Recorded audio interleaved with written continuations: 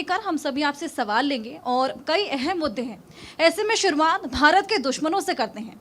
भारत तीनों ओर से दुश्मनों से घिरा है। सीडीएस अनिल चौहान ने भारत को बांग्लादेश, पाकिस्तान और चाइना की तिगड़ी से सतर्क रहने की सलाह दी है। सर, क्या लगता है इंडिया को क्या स्ट्रैटेजी अपनानी चाहिए? देखिए, इससे पूर्व जो सीडीएस जनरल विपिन रावत ने कहा था 2.5 फ्रंट की लड़ाई है, यानी आधा फ्रंट अंदर भी है। इस समय बाहर के किसी भी आक्रमण से, भारत के बाहर के किसी भी षड्यंत्र से निपटने में प्रधानमंत्री श्री नरेंद्र मोदी जी के नेतृत्व में हमारी सरकार, हमारी सेना, हमारी सुरक्षा एजेंसियां और गुप्तचर एजेंसियां सक्षम हैं। ज्यादा बड़ी चुनौती घर के अंदर और उसको नैतिक और राजनैतिक समर्थन देने वालों से है। तो जिसे मैं एक पंक्ति में कहूंगा कि हम कभी नहीं भी हारे हैं दुश्मन के छल छंदों से, हम तो सदा ही हारे हैं अपने घर के जयचंदों से। उस पक्ष पे हम ध्यान रखें तो सेना की दक्षता, सरकार की कूटनीतिक क्षमता और दृढ़ इच्छा शक्ति भारत के किसी भी सुरक्षा हित को पूरी तरीके से सेफ गार्ड करने में सक्षम है। बिल्कुल सुधांशु जी, ये तो बात इंटरनेशनल लेवल की हुई, लेकिन मैं देश की राजनीति से जुड़ा हुआ सवाल पूछना चाहता हूँ, और वो भी खासतौर से महाराष्ट्र की राजनीति में 20 साल के बाद ठाकरे ब्रदर्स का एक साथ आना, क्या सिर्फ बीएमसी चुनावों तक इसको आप देखते हैं या इसके महाराष्ट्र की राजनीति में कोई नए आयाम भी आपको नजर आता है? देखिए, ये उनका अंदरूनी मामला है और ये बल्कि पारिवारिक मामला है, इसलिए इसका उत्तर तो कोई उनके ही पार्टी का प्रतिनिधि या प्रवक्ता बता सकता है। परंतु बाहर से जितना समझ में आ रहा है, तो मैं सिर्फ एक बात कहना चाहूँगा कि हिंदू हृदय सम्राट परम श्रद्धेय स्वर्गीय बाला साहब ठाकरे जी, जो पूरे भारत में हिंदुत्व के प्रखर प्रतीक बनकर उभरे थे, आज उनके परिवार के लोग अगर किसी नकारात्मक विषय पे आकर एकजुट हुए हैं तो इसे उनकी सफलता कहा जाएगा या विवशता कहा जाएगा, यह मैं महाराष्ट्र और मुंबई की जनता पर छोड़ता हूँ। सुधांशु जी, जब चर्चा हो रही है और बात उत्तर प्रदेश की ना हो, ये तो संभव ही नहीं है, और चर्चा हर बार हर साल कावड़ यात्रा पर पहचान छिपाने की भी होती है। आपको क्या लग रहा है, क्या ये एक बड़ी साजिश है और हर बार ऐसा क्यों होता है? क्या ये एक बड़ी चुनौती भी है? क्यों आखिर हमें नेम प्लेट बदलने की जरूरत पड़ती है? पहचान क्यों छुपाने की जरूरत पड़ती है? देखिए, ये पहचान छुपाने का मर्ज और पहचान छुपाने वालों को बचाने का राजनीतिक मर्ज, दोनों भारत की राजनीति में बहुत गहरा है। विषय सिर्फ कांवड़ यात्रा का नहीं है। वक्फ बोर्ड पे साहब कागज नहीं दिखाएंगे, सीए में कागज नहीं दिखाएंगे, पहचान छुपाएंगे। एनआरसी होने ही नहीं देंगे, लव जिहाद में भी कागज छुपाएंगे, पहचान छुपाएंगे। तो ये जो पहचान छुपाने का षड्यंत्र है, इसने भारत की पहचान को बहुत भारी आघात दिया है। जहां तक हिंदू धर्म और संस्कृति की बात है, आप नाम के साथ आओ, उदारता के साथ सबका स्वागत है। 66 करोड़ लोग कुंभ में आए, 50 लाख विदेशी आए, अनेक गैर हिंदू आए। किसी ने नहीं कहा भाई आप आइए श्रद्धा भाव से। और ये भारतीय संस्कृति, हिंदू धर्म की विशेषता है कि हमारी धार्मिक यात्रा में गैर हिंदू शामिल होना चाहता है। आप बताइए, आप कह सकते हैं कोई गैर मुस्लिम हज करना चाहे? आपने कभी सुना है? गैर क्रिश्चियन वेटिकन जाना चाहे? अच्छा, अगर खुदा ना खास्ता इच्छा व्यक्त कर दे तो पहली शर्त होगी कन्वर्ट हो जाओ। हमारे यहाँ आओ, आप बाकायदा वो करिए, दर्शन करिए, स्नान करिए और चले जाइए।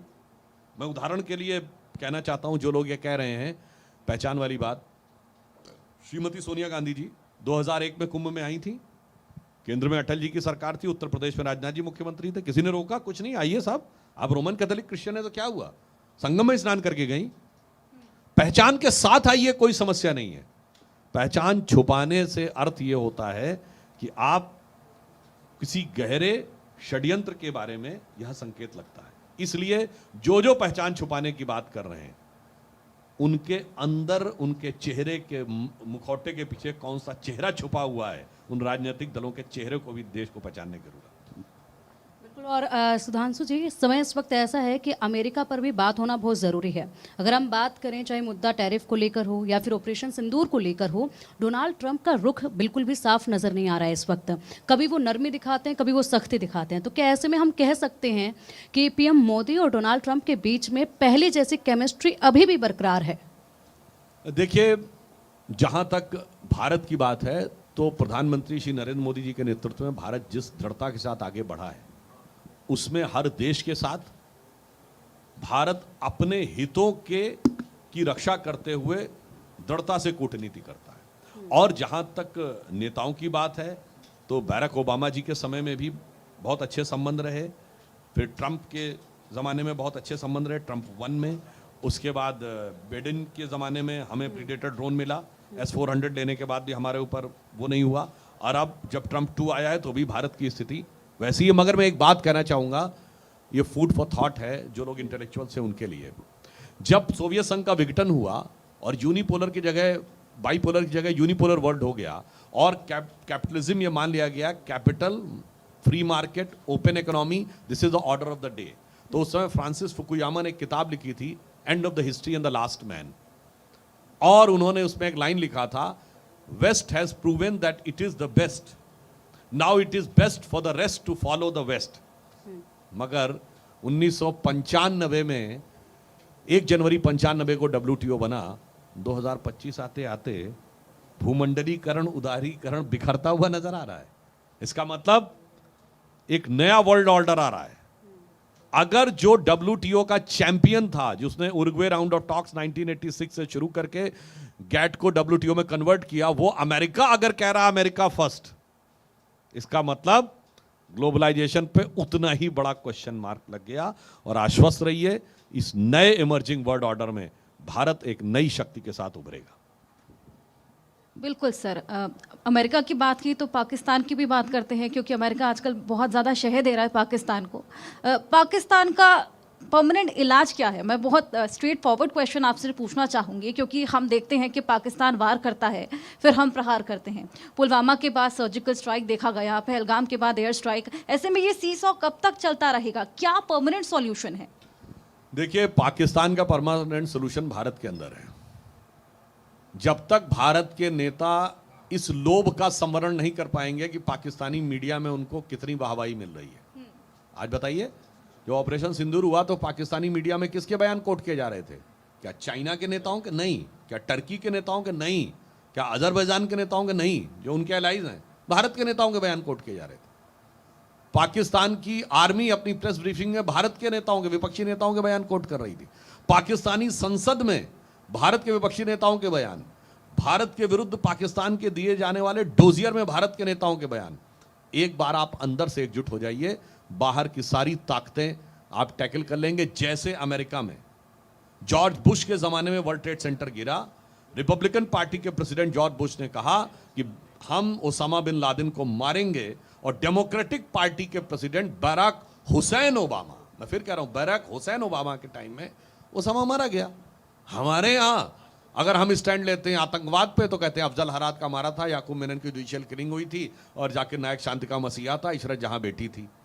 ये जो पाकिस्तान के प्रॉक्सी सपोर्टर्स हैं, उनके साथ प्रॉक्सिमिटी जब तक भारत के राजनीतिक नेतृत्व अलग नहीं करेगा, तब तक समाधान निकालना मुश्किल होगा। जिस दिन एक अलग कर लेगा तो पाकिस्तान की कोई हैसियत नहीं है। बिल्कुल सुधांशु जी, लेकिन अंतर्राष्ट्रीय स्तर पर तो समाधान की बात आप कह रहे हैं, लेकिन ये भाषा को लेकर के जो विवाद होता है, कभी हम लोग देखते हैं तमिलनाडु के अंदर, कभी कर्नाटका के अंदर, अभी महाराष्ट्र में भी भाषा को ही लेकर के ये सब हो रहा है। इसके मूल में आपको क्या नज़र आता है, और क्या सिर्फ इसको हम पॉलिटिकल एंगल से ही देखें या कुछ और भी आपको इसमें दिखता है? देखिए, इसके मूल में ये है कि जब कांग्रेस ने लिंग्विस्टिक स्टेट्स बनाई थी, डॉक्टर अंबेडकर ने इसका विरोध किया था, और उन्होंने राइटिंग्स एंड स्पीचेस ऑफ बाबा साहब अंबेडकर में उन्होंने एक पूरा का पूरा ऐसे लिखा, आर्टिकल इस पे, लिमिटेशन ऑफ लिंग्विस्टिक स्टेट्स। उसको कोई जाके पढ़े तो समझ में आ जाएगा। मगर आज की डेट में ये एक सुनियोजित षड्यंत्र है, सिर्फ भाषा के विषय को लेकर नहीं है, ये हर मुद्दे पे लड़ाना है। दक्षिण और उत्तर को लड़ाना है, जो मैंने कहा, जैसे कि कर्नाटक के मंत्री ने कहा कि हम टैक्स ज़्यादा दे रहे हैं और नॉर्थ टैक्स कम दे रहा है। तमिलनाडु के मंत्रियों ने बिहार वालों के लिए बड़ी आपत्तिजनक भाषा प्रयोग की। तेलंगाना में मंत्री और मुख्यमंत्री तक के मुंह से बिहार के लोगों के लिए आपत्तिजनक भाषा निकल गई। फिर भाषा पे लड़ाना है, फिर जात पे लड़ाना है, फिर अमीर गरीब पे लड़ाना है, और फिर जो मैंने कहा, भाई भाई को आपस में लड़ाना है, बाप बेटे को लड़ाना है, मियाँ बीबी को लड़ाना है, यानी परिवार से लेके और देश तक सबको लड़ाना है। तो भाषा पे लड़ाना उसी में से ही एक हिस्सा है, और इससे बचने का प्रयास करना चाहिए, कोई भी व्यक्ति हो, चाहे हमारे पक्ष के या दूसरे पक्ष से। सुधांशु जी, समाधान क्या है इसका? क्योंकि ये तो बार बार हम लोग देखने उठ खड़ा होता है, दक्षिण के राज्यों में अच्छी भी। बात कही, क्या समाधान क्या? केवल 2-3 साल में निकलने वाला है। कैसे? टेक्नोलॉजी के द्वारा। अब जो एआई आई है विथ 5G रोल आउट और क्वांटम कंप्यूटर का ज़माना आने वाला है, तो आप जानते हैं क्या होने वाला है? आप अब किसी भी भाषा में एक आर्टिकल लिखेंगे, by one push off button real time में वो जिस भाषा में आप चाहेंगे उसमें ट्रांसलेट हो जाएगा रिटन में। 5 से लेके 10 साल के अंदर। अभी तो क्या होता है, तमिल भाषा का हम आर्टिकल नहीं पढ़ते हैं अखबार में, अब सारे अखबार एक तरीके से प्रैक्टिकली होके अपने अपने रीजनल संस्करण हो जाएंगे। आप फ्रेंच भाषा का आर्टिकल भी एक बटन दबा के हिंदी में पढ़ सकेंगे, और आने वाले 10 साल में हो सकता है जो आपकी स्पीच है वो भी लाइव ट्रांसलेशन हो। जैसे प्रधानमंत्री श्री नरेंद्र मोदी जी ने काशी तमिल संगमम में 5 मिनट तक उनकी हिंदी में दी गई स्पीच लाइव ट्रांसलेट हुई तमिल में। तो ये भाषा के ऊपर अलग दुकान लगाने वालों की दुकान artificial intelligence, 5G roll out और क्वांटम कंप्यूटर इस दशक में बंद कर देने वाला है। सुधांशु जी, धर्मांतरण वालों की दुकान का क्या करेंगे? क्योंकि अभी तो एक झांगुर बाबा, ना जाने कितने ऐसे बाबा हैं, इतनी बड़ी संपत्ति, 40 विदेश यात्राएं, 100 करोड़ की संपत्ति अर्जित कर ली, और हर जाति हर धर्म की लड़की के लिए एक रेट तय कर दिए कि साहब आप ये धर्मांतरण इस जाति की लड़की करेगी तो इसका इतना रेट है। क्या ये सनातन के खिलाफ एक बड़ी साजिश है? कितनी बड़ी ये चुनौती है और कैसे फिर इसका आप समाधान खोज रहे हैं? संभवतः 25 जुलाई 2010 का ईयर हमें अच्छी तरह याद है।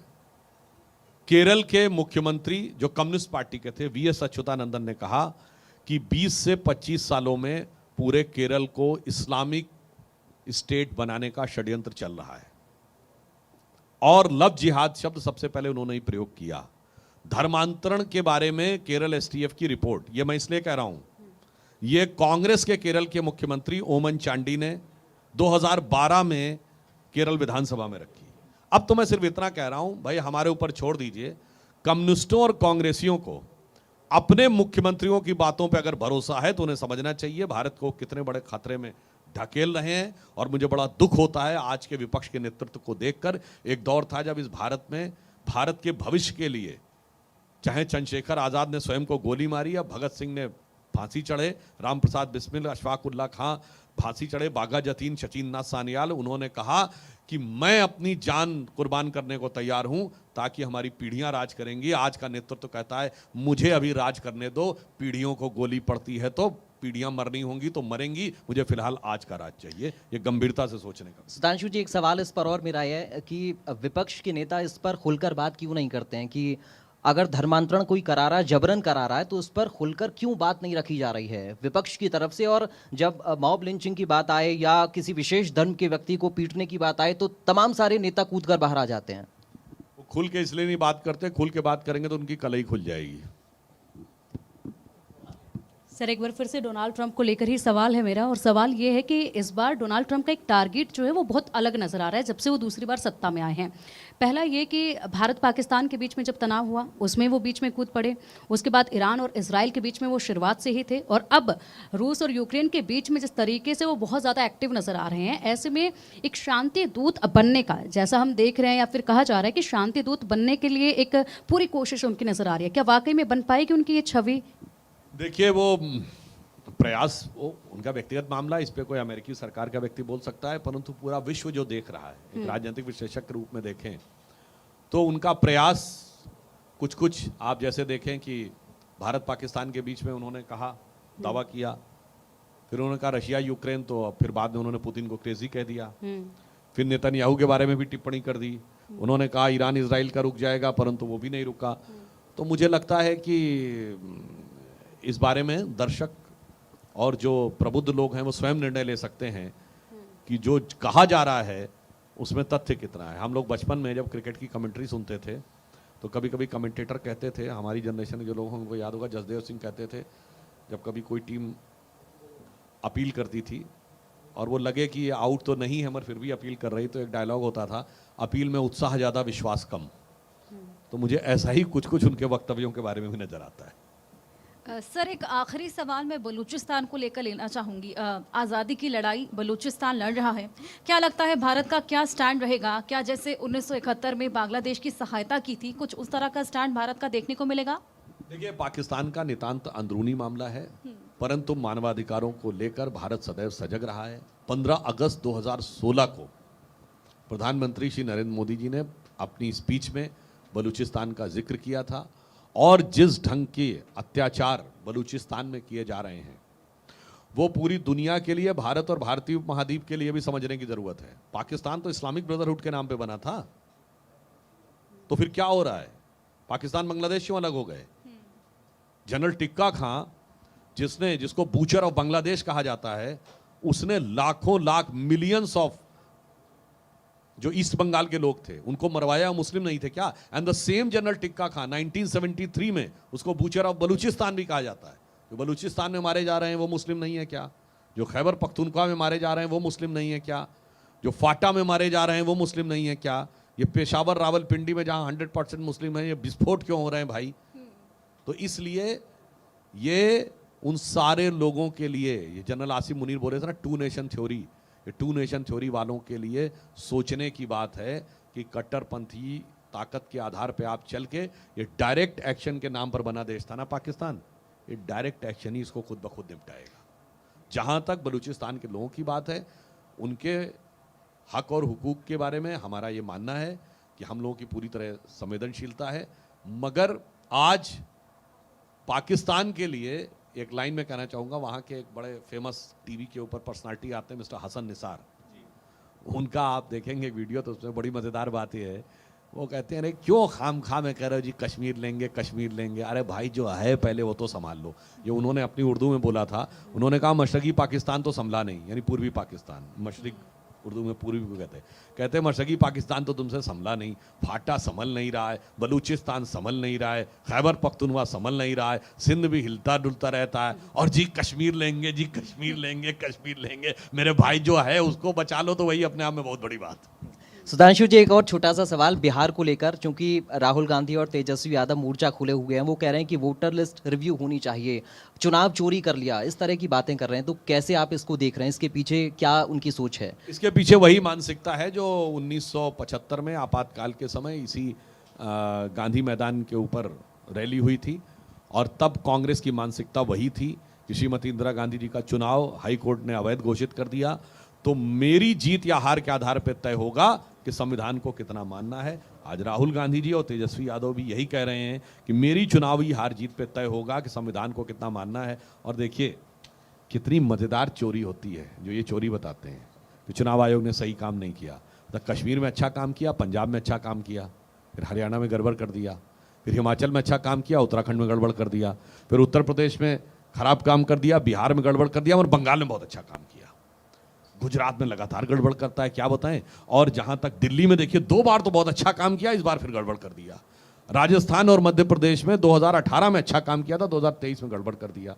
अब आप आइए साहब, वो कहते हैं देखिए कितना अच्छा काम किया चुनाव आयोग ने, तेलंगाना में अच्छा काम किया, कर्नाटक में अच्छा काम किया, तमिलनाडु में अच्छा काम किया, केरल में अच्छा काम किया, असम में गड़बड़ कर देते हैं। मुझे लगता है देश की जनता को वो समझने का प्रयास नहीं करना चाहिए जो राहुल गांधी जी को संज्ञा दी गई थी और जिस शब्द का प्रयोग अब नहीं किया जाता है कि आप अपनी सेलेक्टिव होकर, जो शतरंज के मोहरे होते हैं ना, ब्लैक वाइट, वैसे ये चलते हैं, अच्छा बुरा अच्छा बुरा अच्छा, अच्छा बुरा अच्छा बुरा बुरा, ये तो नहीं। एक छोटा सा आखिरी सवाल मेरा ये है कि अमेरिका में इस बार काफ़ी कुछ बदला हुआ नज़र आ रहा है। विदेश नीति की अगर हम बात करें, टैरिफ को लेकर ही अगर हम बात करें, तो क्या इम्पैक्ट उसका नज़र आने वाला है आने वाले वक्त में, कोई बड़ा फैसला अगर होता है? और ख़ासकर इस पर भी अगर हम ध्यान दें कि जो हमारे छात्र हैं जो इस वक्त अमेरिका में पढ़ रहे हैं, उनको लेकर भी कहीं ना कहीं एक टेंशन जो है वो चलती रही है बीच में, तो उसको लेकर क्या नज़र आएगा आगे? अमेरिका में बहुत बड़ा बदलाव है। अभी 2-3 साल पहले अमेरिका के 2 बैंक बैंकरप्ट हुए थे, एक सिलिकॉन वैली बैंक और एक दूसरे का मैं नाम भूल रहा हूँ। और अभी आपने पिछले हफ्ते की रिपोर्ट पढ़ी हो तो यूएस डॉलर में 50 साल का सबसे बड़ा डेप्रिसिएशन हुआ है। 10% का डेप्रिसिएशन यूएस डॉलर में हुआ, 1973 के बाद का सबसे बड़ा है। तो इसलिए यूएस के अंदर बहुत कुछ हो रहा है। और जहाँ तक भारत की बात है, भारतीय लोग जो वहाँ पर गए, उन्होंने अपनी क्षमता और योग्यता से वो मुकाम हासिल किया है। आज आप सोचिए, कभी हम कल्पना कर सकते थे कि एफबीआई का चीफ इंडियन होगा काश पटेल, आज वो भारतीय मूल का है। और उससे पहले विवेक रामास्वामी उसमें रह चुके थे, वो तो अलग बात है। मगर मैं युवा पीढ़ी को भी कहना चाहूँगा, आपका तो ख्वाब रहता है ना कि अमेरिका में जाके अच्छी नौकरी करनी है, मगर घर के अंदर की चीज़ों पर आपका बड़ा एक सेल्फ स्टीम रहती है। मेरे माँ बाप ने कह दिया, कैसे मान लूँ? देखिए, FBI का चीफ काश पटेल गए शपथ लेने, गीता की शपथ ली वो तो अलग है, शपथ लेने के बाद सबसे पहले अपने माता पिता का पांव भी छुआ था। He is a chief of federal bureau of investigation America, जहां नौकरी करने का आपका ख्वाब होता वहां सबसे चीफ रह के। तो मेरा यह मानना है कि जो अमेरिका में हो रहा है, जरा उसे गौर से देखना चाहिए कि अमेरिका के अंदर जो आर्थिक बदलाव हैं वो अमेरिका और विश्व के लिए नई चुनौती ला रहे हैं या नई संभावनाओं के द्वार खोल रहे हैं। मेरा मानना है भारत के लिए नई संभावनाओं के द्वार खोल रहे हैं।